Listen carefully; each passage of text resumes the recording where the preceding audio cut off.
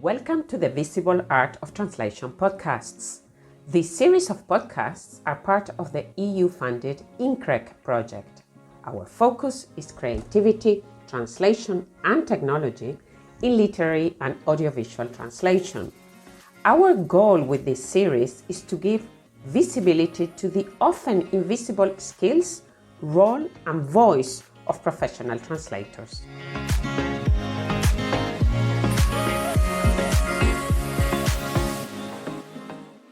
Hwasue Warberg is the first professional translator to bring Norwegian literature directly into Korean without the detour via intermediary languages.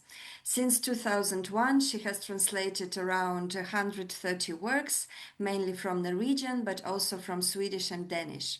Her translations span contemporary fiction, children's literature, classics, and nonfiction, and she is widely recognized as a driving force in shaping the reception and success of Norwegian literature in South Korea. Her translation of Fosse's Melancholia 1-2 was a finalist for the 64th Korean Herald Publishing Culture Award. In 2019, she was honored by the President of South Korea as a cultural ambassador. She studied English literature in Korea and music in Austria, and now she lives in Norway. Hello, Hwasue. Welcome to our podcast. I'm glad you are here with us today. Thank you. First of all, thank you for inviting me here. Yes, I'm working as a translator mainly from Norwegian to Korean, as you said. Yeah, so we know already from your introduction that you've translated many works, and could you first tell us a bit about yourself? How did you decide to become a translator? How did you get there? Well, it was actually quite by chance. I came to Norway in the winter in 1998 to a small place on the west coast. I was going to teach at a local culture school, but I did not speak Norwegian at all at that time, so I started attending language classes, but I quickly felt that progress was a bit slow. My husband then suggested that I try reading Norwegian books instead. The first book I read was Sophie's Garden, or Sophie's Word in English, by Jostein Gaarder. At the time, it was available in Korean, translated through English. So I read the Norwegian and Korean versions side by side, sentence by sentence. That's how I learned Norwegian. And at the same time, I discovered Norwegian authors who were completely unknown in Korea. I found that it's quite unfair because there were so many strong and distinctive voices in Norwegian literature.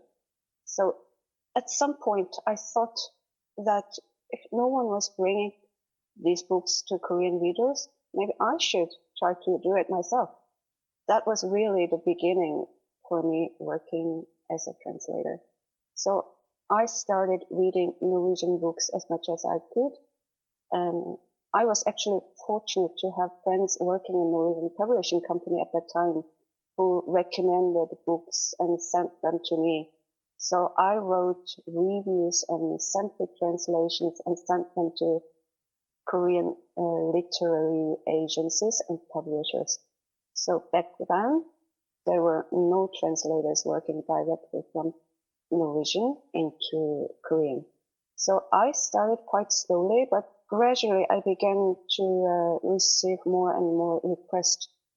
Eventually I became fully booked year after year so far.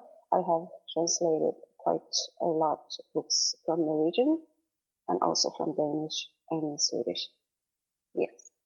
You fell in love with books first and then... Yes, of course. And what, in your opinion, makes a good translator? Maybe do you have any hobbies or activities that help you in your work? For me, a good translator is someone who can carry the author's voice from one language into another as faithfully as possible. That means not only the words themselves, but also the tone, the emotional register and what is hinted at between the lines. So whenever possible, I like to stay in contact with the author while I'm translating. We rarely talk about text, actually, line by line, but instead we talk about life more generally, about family, friends, and everyday things, as well as the book as a whole concept. Through those conversations, I begin to understand the author as a person. Later on, when I come across a specific or particular sentences in a book, I often recognize what lies beneath it because of the conversations with the author. That subtext does not always need to be spelled out in words. What matters to me is recreating the feeling around it, so that something of it survives in a target language. So this also involves a responsibility, of course. I often check my interpretations with the author to see what I sense is actually there, and whether a small adjustment, maybe a single adjective or a slight shift in tone, feels right to them.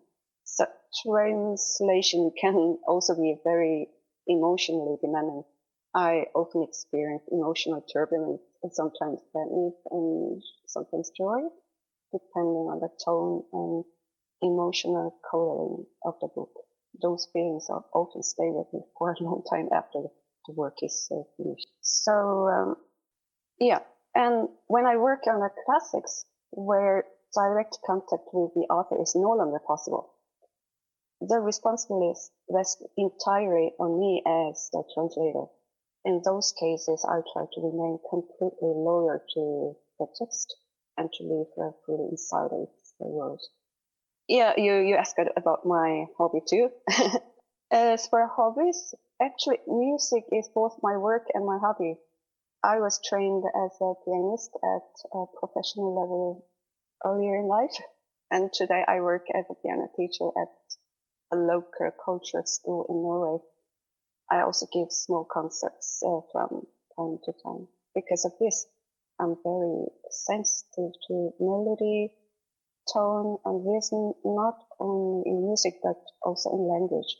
When I translate, I pay close attention to how sentences move, where they breathe, and how the whole text holds together.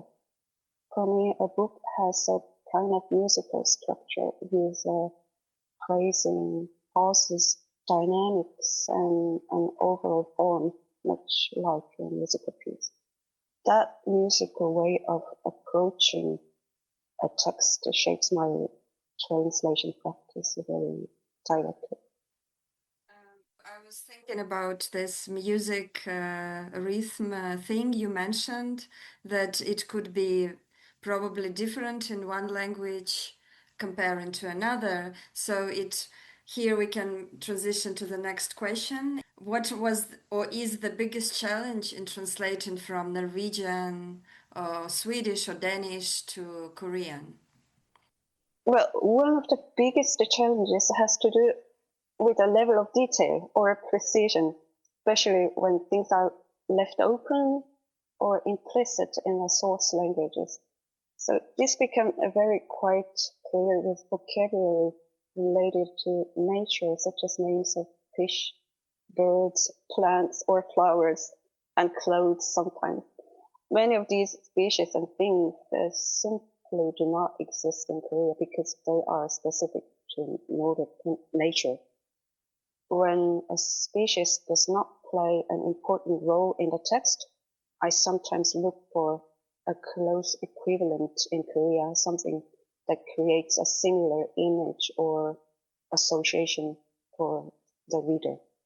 However, if I'm working on nonfiction, or if a specific species really matters in the text and there is no equivalent in Korea, I always discuss this with the author.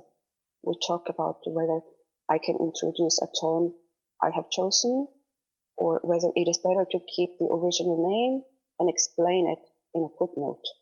In most cases, the author trusts me to decide, and I do so by looking at the book as a whole and thinking about the target readers. Another major challenge that lies in family-related terms. In Norwegian and in many other Western languages, you have words like uncle and aunt, which do not specify whether the person is mother's side or the father's side, or whether they are older or younger. In Korean, this distinction is very crucial because it immediately defines family hierarchy and how people speak to one another. So, as a translator, I often have to stop and ask myself, whose uncle is this? Or is this friend of main character older or younger than the other?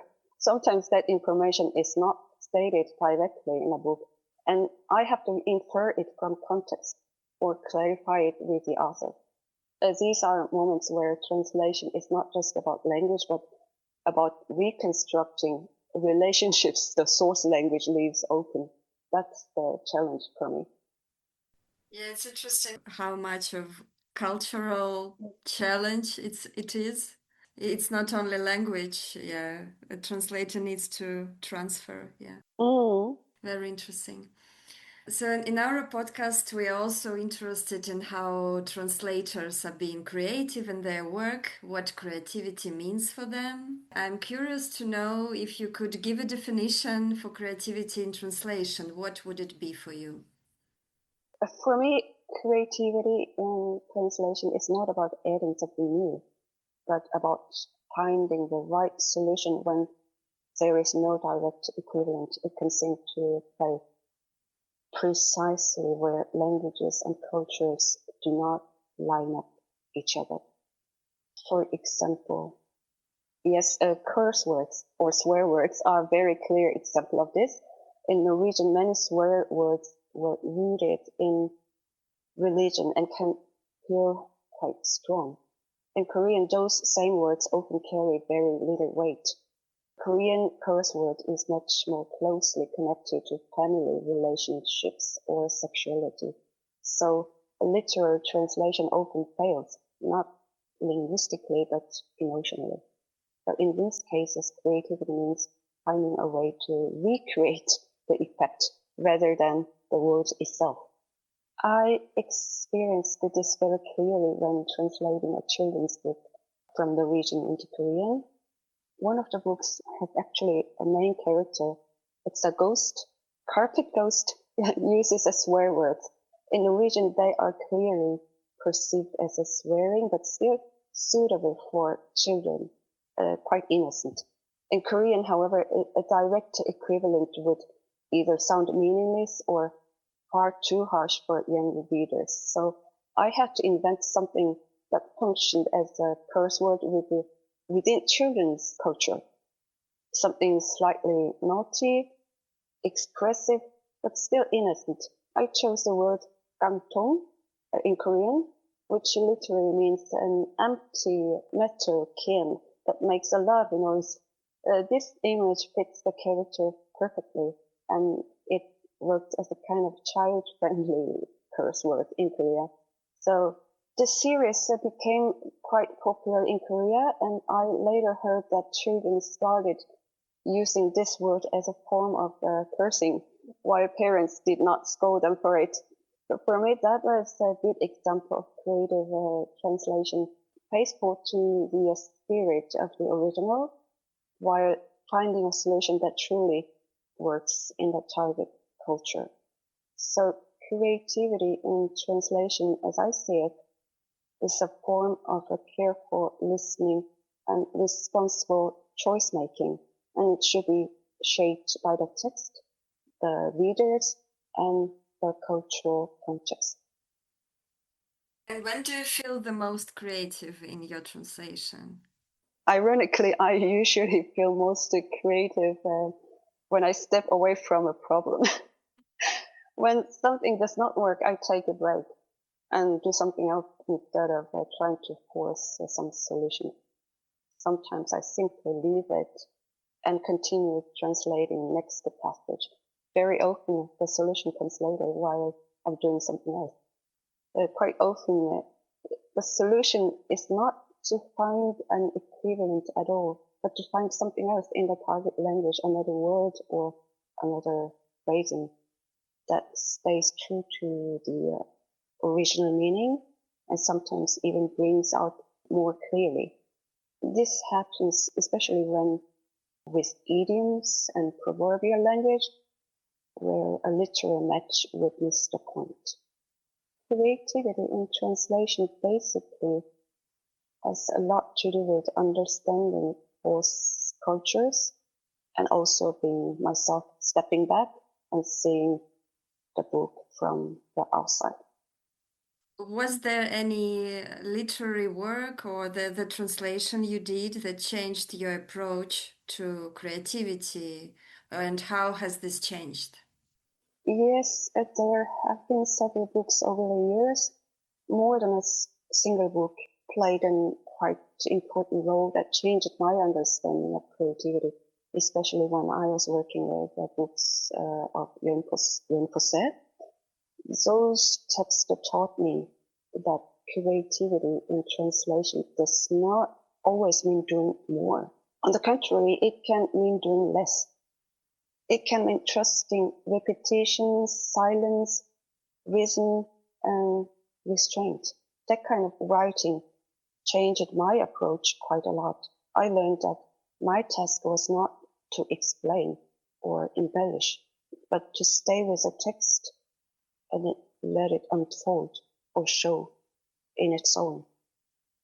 This also changed how I relate to difficulty. I became less afraid of passages that feel bare, repetitive, or unresolved. Instead of being trying to fix them, I learned to listen more carefully and to respect their so-called inner logic. So my approach to creativity shifted from problem solving toward attentiveness. Creativity became less about intervention and more about presence, about staying with the text long enough for it to show me what it means. Do you mean with this attentiveness and presence that you strive to stay close to the original?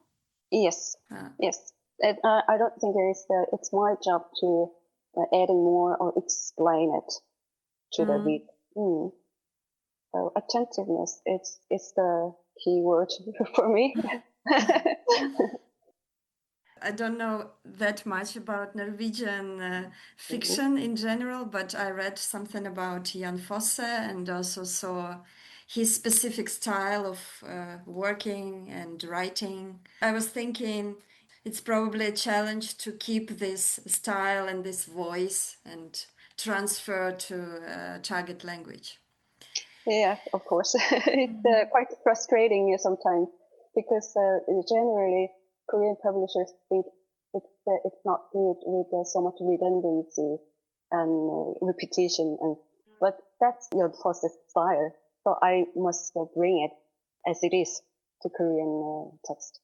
I also wanted to ask you, what is your stand about the visibility of translators? Should translators be more visible, and if so, in which way? Yes, I think translators should be more visible, but actually my position on the visibility of translators is shaped very much by my personal experience in Korea.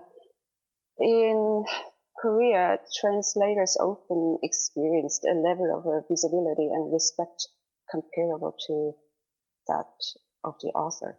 For example, the translator's name appears on the book cover alongside the author's name, not hidden away on the imprint page. Very often the author's note and the translator's note are placed side by side. And publishers often ask me to write an afterword or a translator's note. Sometimes it is even the translator's text that stands alone. And reviews in newspapers also mention the translator together with the author. Because of this, I do not actually really feel the need to argue for more visibility in a Korean context. But visibility also comes with responsibility, When the translator is so clearly shown, there is no place to hide. positive reception, criticism, and even harsh reviews all apply to the translator as well. So personally, I think this is a good thing that acknowledges translation as a serious literary practice. It's interesting to learn that a translator is so visible in Korean context, because many other languages I heard how it's problematic to put the name of the translator on the book, but it's interesting. Let's move on a bit to the questions about technology in translation. For instance, now we see the fast development of technology, especially AI models, the introduction to different spheres of life. And I was wondering, what are your feelings about technology in translation? Do you think that the profession of translator will be changed by it? And if so, if yes, how? As for now, I don't feel that technology is an immediate or direct threat to my work as a literary translator, but I'm concerned actually about the direction it might take, especially considering how technology has already replaced human labor in many other fields. At the moment, what I see most clearly is the use of AI in proofreading. Some Korean publishers I work with now use AI-based tools at this stage, because there are very few translators working directly from Norwegian to Korean. Actually, it's fewer than a handful. Publishers often do not have access to a professional proofreader with the necessary language competence. So in those cases, AI tends to be used as a substitute for proofreading. And in my experience, this usually leads to negative results. When a translation is machine corrected, the language often becomes flat, almost childish, and full of serious mistranslations, especially when it comes to idioms. So yes, AI is already being used, especially in proofreading, as I see it. And I have encountered this a few times already, but it still has a long way to go. In my opinion, idioms, tone, rhythm, and cultural context are areas where technology consistently fails. For now, I see technology as something that can assist at the margins, but not replace the kind of careful, responsible reading that literary translation requires. It's maybe a bit of a side question, but if there is AI involved in translation, what do you think about maybe the responsibility you were talking about, which translator has? But there is AI involved. How is this responsibility divided between human and technology? Yes, it's actually, I think about that too. A translator stands behind their choices. Readers can ask questions, agree or disagree, and hold them accountable. But machine cannot do that. When something goes wrong, there's no one to answer for it. So actually, this is a very difficult area to think about or mention about. So we just try to see how it goes. But as for now, I don't think it's a direct threat. It depends on how we use it, I think. Yes. But if machine translation replaces professionals, what would a world without translators look like? It will be boring. Yes. Yes, machine translation can transfer information from one language to another quite well. I see. But it often misses what really matters. Well, it struggles with intention and things that are ambiguous or only hinted at. Without human translators, text will still move across languages, but much of what makes them human would be flattened. irony, tenderness, hesitation, humor, and cultural memory would often disappear. So, well, as I said earlier, it would also be a word with less responsibility. A translator stands behind their choices, but machine, we cannot ask for that to a machine. Machine cannot do that. When something goes wrong, there's no one to answer for it. So, especially in literature, a word without translators would be more superficial, narrow, and monotonous. Texts that depend on rhythm, silence, or repetition, or cultural nuance would not benefit well with machine translation. In worst case, not at all. In practice, the danger is that all text could be gradually simplified and fatigued by constant AI translation, and understated and double meanings, richness and elusiveness, hints and subtle humor, those things could disappear. So for me, I don't think a word without translators would be silent. People would still exchange stories, but it would be a diminished or monotonous and much simplified word with less and fewer bridges between languages, cultures, and people itself. So, yes, it will be boring. Yeah, especially if we also think, I generally agree with your view on it, because I was thinking if also each translator, each professional brings also something to the text. So it's also, and if the machine tends to generalize, so everything can be flattened and yeah, Yes. not that interesting maybe to read, or yeah. Yeah, so thank you so much. I think we can finish at this human-centered perspective, I would say. Thank you again to our invited speaker, and to our listeners.